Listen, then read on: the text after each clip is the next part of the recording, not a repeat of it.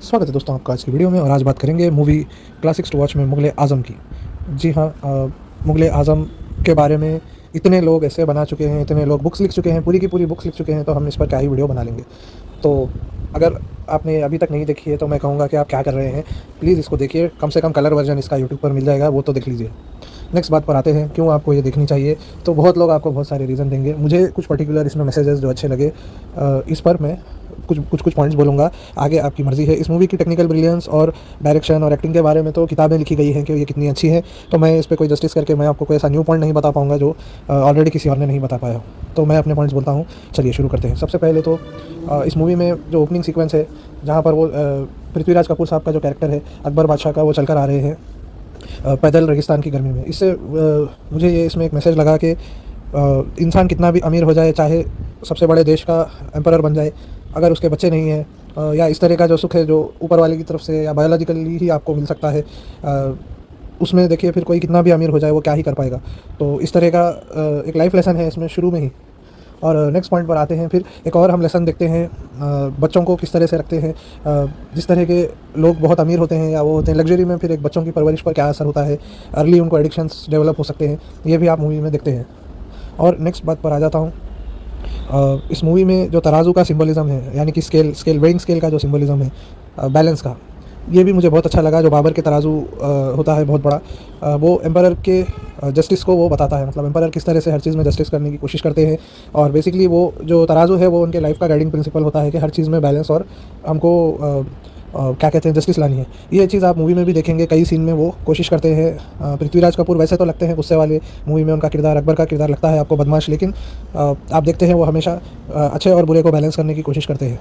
हाँ, उनका तरीका और उनकी मान्यताएं अलग होती हैं, लेकिन वो इस चीज़ को बैलेंस करने की कोशिश करते हैं। अगला पॉइंट बताने से पहले इस पूरी मूवी के बारे में मैं आपको एक चीज़ बता दूं, तो थोड़ा सा हम इसको कॉन्टेक्स्ट में ले लें। मैं आपसे कहूँगा जो जिन्होंने भी ये मूवी नहीं देखी, देखिए इसको हिस्टोरिकल फिक्शन की तरह देखिए। जिस तरह से हम आरआरआर को देखते हैं या इस तरह की कोई एंटरटेनिंग मूवी को देखते हैं, इसको एक पर्सनल वेंडेटा में मत लेकर जाइए कि हिस्टोरिकली एक्यूरेट नहीं है, क्यों नहीं है, क्या इसमें पॉलिटिक्स है, वो बात पर मत देखिए। आप एंजॉय करने के लिए इसको देखिए। जैसे आप आरआरआर देखते हैं, हम सब आरआरआर के बारे में भी जानते हैं, वो फिक्शन है लेकिन लोग एंजॉय करते हैं। जैसे दूसरे मूवीज़ भी आ रही हैं, कई फिक्शनल मूवीज़ आ रही हैं आजकल, तो कुछ भी बताया जा रहा है हिस्ट्री के नाम पर। तो हम हर मूवी को मैं कहूँगा डबल चेक कीजिए हिस्टोरिकल एक्यूरेसी के लिए। लेकिन ठीक है, अगर वो कुछ बता रहे हैं तो देखिए उसको एंटरटेनमेंट की तरह, ये मेरा मैसेज है। नेक्स्ट, इस मूवी में एक संतराश का कैरेक्टर है जो स्टैचू बनाते हैं बेसिकली। आप अगर उसमें स्टैचू देखेंगे तो उस पर एक स्टैचू पे ये दिखाया जाता है कि वो एक हाथी है, जिससे पब्लिक एग्जीक्यूशन जिस तरह मुग़ल एरा में होता था, हाथी से क्रिमिनल का सर कुचला जाता था। तो इसमें यह भी बताया गया है कि कुछ आर्टिस्ट हैं या वो है जो एम्पायर के ख़िलाफ़ या एम्पायर के ख़िलाफ़ जाने की कोशिश करते हैं, या इस तरह के कोई लोग हैं, फ्रीडम फाइटर कोई हैं, तो उनका कैसे उनको इस तरह से रखकर हाथी के नीचे मार दिया जाता है। तो ये एक बहुत बड़ा सिंबलिज्म बताया गया है कि किस तरह से इनजस्टिस होती है किसी भी बड़े सिस्टम के हाथों भी। जो खुद को जस्टिस के लिए बहुत अपने आप को समझते हैं कि हम जस्टिस कर रहे हैं, उनसे भी इनजस्टिस हो सकती है। ये एक अच्छा सिंबलिज्म बताया है मेरे हिसाब से। और उनके कैरेक्टर में फ़र्दर आते हैं। अब उनसे कहा जाता है कि आप एक ऐसा स्टैचू बनाइए जो एम्परर को बहुत पसंद आना चाहिए, और बेसिकली एम्परर को उसे देखकर पागल हो जाना चाहिए। इस तरह की रिक्वेस्ट लेकर आती हैं बाहर करके कैरेक्टर होती हैं, पैलेस मेड जो होती हैं।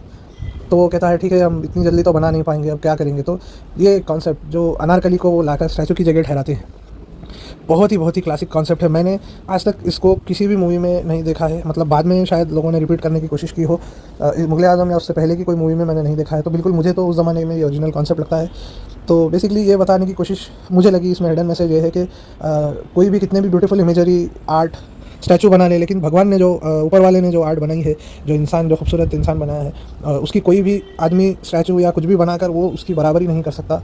गॉड गिवन नेचुरल ब्यूटी की बराबरी नहीं की जा सकती। ये मुझे इससे मैसेज मिला है बेसिकली। और फिर आगे की जो भी थीम्स हैं, ये सब तो मूवी के शुरुआत में हैं, आगे भी कई थीम्स हैं। जिस तरह से आप देखते हैं मूवी आगे बढ़ती है, और मुझे लगता है ये थीम्स पर जो प्यार होता है और अगेंस्ट दी, मतलब आपके क्या कह लें, सोशल स्ट्रक्चर के खिलाफ जाकर गरीब और अमीर का प्यार, ये सब तो फिर बहुत एक्सप्लोर हो चुका है। आई थिंक इस पर इतने लोग क्या क्या बना चुके हैं। जो पैलेस में जो कल्चर होते थे पहले, नौकरानियाँ या मेड किस तरह से रहती थी, पैलेस मेड किस तरह से रहती थी, राजकुमार कैसे रहते थे, राजा कैसे होते थे, इस पर तो आपने बहुत फिल्में देखी होंगी, सबो फिल्में देखी होंगी। तो अब इसमें कुछ और एक्सप्लोर करने के लिए मेरे पास कोई नए पॉइंट्स नहीं है। मुझे जो लगे न्यू पॉइंट्स या आपने नहीं सुने होंगे, आपने नोटिस देखा भी है मूवी तो आपने उतनी ध्यान से नोटिस शायद ना किया हो इस तरह के मैसेजेस, इसलिए मैंने वही पॉइंट्स बताए हैं शुरू में।